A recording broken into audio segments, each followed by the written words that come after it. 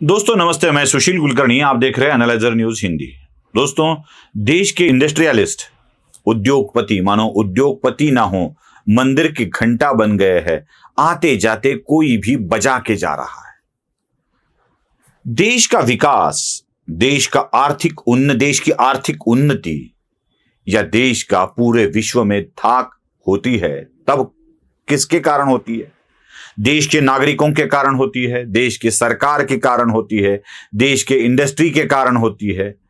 और देश के विकास में सबसे महत्वपूर्ण और अहम भूमिका रहती है यहां के इंडस्ट्रियलिस्ट की। आज भी हम रतन टाटा का नाम बड़े आदर से लेते हैं। रतन टाटा ही है जिन्होंने इस देश के पूरे विश्व में देश का झंडा लहराया है। जब लंदन की होटल में रतन टाटा के पूर्वजों को प्रवेश नहीं मिला था, तब यहीं 5 स्टार होटल की निर्मित कर उन्होंने हम भी कुछ कम नहीं है यह दिखा दिया था।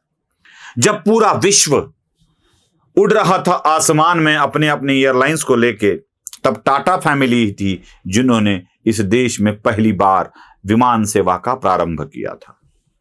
ये वही टाटा है जिन्होंने देश में सारे कार उद्योग जगत को ही एक नया आयाम दिया है। ये वही टाटा है जिन्होंने इस देश को नमक दिया है। ये वही टाटा है जिन्होंने इस देश को इस्पात दिया है। टाटा के बाद कई उद्योगपति आए, साथ भी कई आए। विप्रो आया, अजीम प्रेमजी वाला। बिरला आए जिन्होंने इस देश में मोबाइल जगत में अपनी धाक जमा ली थी, इस्पात में अपनी धाक जमा ली थी। मित्तल आए, अदानी आए, अंबानी आए, और हर एक ने अपने अपने कर्तृत्व से अपनी अपनी धाक पूरी दुनिया में जमा ली। अदानी और अंबानी इन्हीं में से एक है।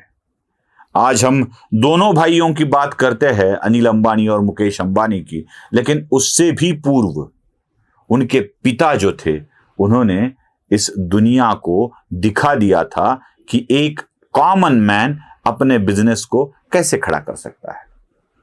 न जाने क्यों इस देश में एक और आदत लग गई है, और वो है यहां के उद्योगपतियों को बदनाम करने की।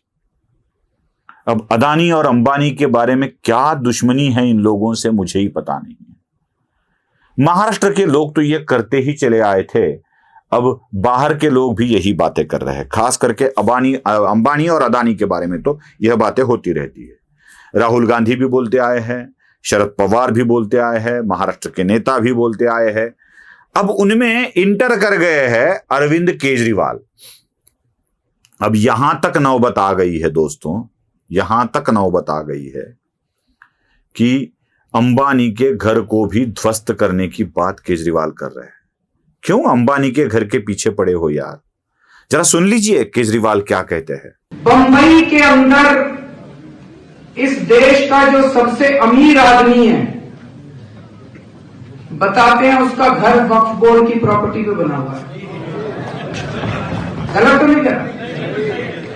वहां की सरकार की हिम्मत नहीं है जो उसको कुछ कर दे। हमारी सरकार अगर वहां होती उसकी प्रॉपर्टी तोड़वा देती। ये टुकड़ा बड़ा लंबा इसलिए मैंने दिखाया कि कहां बोल रहे हैं केजरीवाल। ये वक्फ बोर्ड की तरफ से या वक्फ बोर्ड की ओर से केजरीवाल बात कर रहे हैं मुसलमानों के कार्यक्रम में, और कहते हैं कि अंबानी का घर एंटिलिया, कहते हैं वक्फ बोर्ड की जमीन पर है। महाराष्ट्र के किसी भी राजनीतिक दल में उनके घर को गिराने की हिम्मत नहीं है। अगर आम आदमी पार्टी की सरकार महाराष्ट्र में आती है तो अब अंबानी के घर को ध्वस्त करने की बात केजरीवाल बोल गए। क्यों पीछे पड़े भाई अंबानी पे? केजरीवाल उनके घर को ध्वस्त करने की बात करते हैं तो उद्धव ठाकरे और उनके सहयोगी उन्हीं के घर के बाहर कुछ स्फोटकें रख कर आते हैं, विस्फोटक रख कर आते हैं। वो आप भूल नहीं गए होंगे वो मामला जिसमें सचिन वजे पुलिस अधिकारी जो था महाराष्ट्र पुलिस में, उसने जाके कुछ विस्फोटक अंबानी के घर के बाहर रख कर आए थे। ये क्या हो रहा है? क्या एक जाति धर्म को खुश करने के लिए इसी तरह की बातें अगर देश में होगी या देश के इंडस्ट्रियलिस्ट को इस तरह से असुरक्षित रहने के लिए छोड़ दिया जाएगा तो क्या इस देश में इंडस्ट्री पनप पाएगी? और हां, अदानी, अंबानी, रिलायंस या अदानी ग्रुप के पीछे पड़ने वालों, क्या आपने कभी इनके साथ काम नहीं किया है? जरा पूछ लीजिए चिमन भाई पटेल को गुजरात में जाकर कि जब वो कांग्रेस की सत्ता थी तो गुजरात के मुंद्रा हार्बर को अदानी ग्रुप को किसने दिया था डेवलप करने के लिए? जरा पूछ लीजिए कांग्रेस वाले, जरा जाके पूछ ले। जो मेट्रो बनी है मुंबई में और दिल्ली में, जो एक्सप्रेस थी इसके लिए क्या बोलते हैं एयरपोर्ट के लिए जाने वाली, वो किसने बनाई थी? जरा लखनऊ जाने वाला दिल्ली से यमुना एक्सप्रेस हाईवे जो है आगरा से फिर बना, उसका काम किसने किसको दिया था? मुंबई के मेट्रो का काम अंबानी को किसने दिया था? क्या अदानी और अंबानी 2014 के बाद ही बढ़े हैं? असल में अदानी हो या अंबानी 2014 के पूर्व कांग्रेस के कार्यकाल में ही बढ़े हैं और उन्हें अच्छे अच्छे काम उस वक्त भी दिए हैं।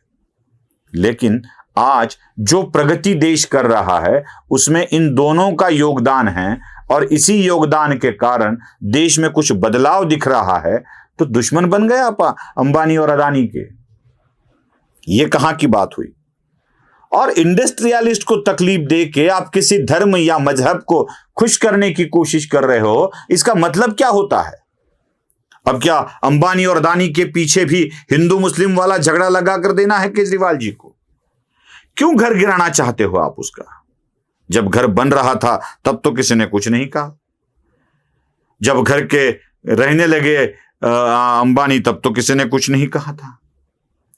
ये चक्कर सिर्फ किसी धर्म के, किसी मजहब के लोगों को अपनी तरफ खींचने के लिए, खुश करने के लिए ऐसी बातें कही जाती है। कहीं इस देश से इंडस्ट्रियलिस्ट निकल जाने लगे ना इन्हीं की करतूतों के कारण, तब क्या होगा इस देश का? जो राष्ट्र अपने यहां एक सुई भी नहीं बना सकता उसकी हालत क्या है? 4 बोरी अनाज कोई अगर पाकिस्तान में ले जाए और बांटे तो पाकिस्तान के लोग कुछ भी करने के लिए तैयार हो सकते हैं। अनाज के लिए मोहताज बन गया है वो देश। इंडस्ट्री को खत्म कर कर अफगानिस्तान की अवस्था क्या हो चुकी है हम देख रहे हैं। श्रीलंका किस तरह से जी रहा है ये हमने देखा है।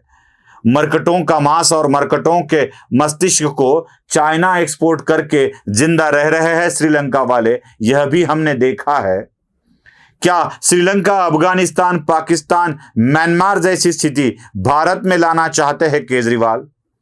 क्या केजरीवाल खलिस्तानियों का भी समर्थन करके इस देश में विभाजन करना चाहते हैं? क्यों खलिस्तानियों से मिलते हैं केजरीवाल? क्यों तकलीफ होती है उन्हें जब कोई खलिस्तानियों के पीछे कार्रवाई हो जाती है? क्या करना चाहते हैं केजरीवाल इस देश में? आप अपनी राजनीति अपने तरीके से जरूर कीजिए, जरूर भारतीय जनता पार्टी का विरोध कीजिए। मैं ये नहीं कहता कि आप भारतीय जनता पार्टी का विरोध न करें, लेकिन इस देश को ध्वस्त करने की साजिश रचने वालों के साथ तो आप कम से कम न जाए, इतनी तो छोटी सी उम्मीद आपसे रख सकते हैं ना केजरीवाल जी। इस तरह के देश में इंडस्ट्री और इंडस्ट्रियलिस्ट को खत्म करने की भाषा इस देश को खत्म कर देगी। बस इतना ही याद रखें केजरीवाल जी, तो बहुत बड़ी कृपा होगी। नमस्ते।